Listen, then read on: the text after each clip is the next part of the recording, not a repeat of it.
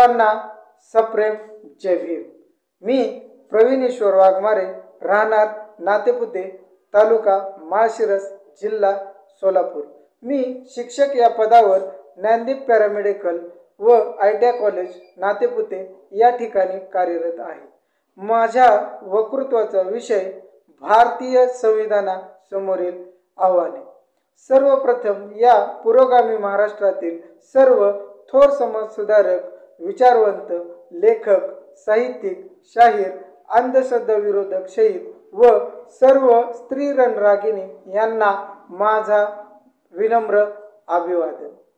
भारतीय संविधानासमोरील आव्हाने।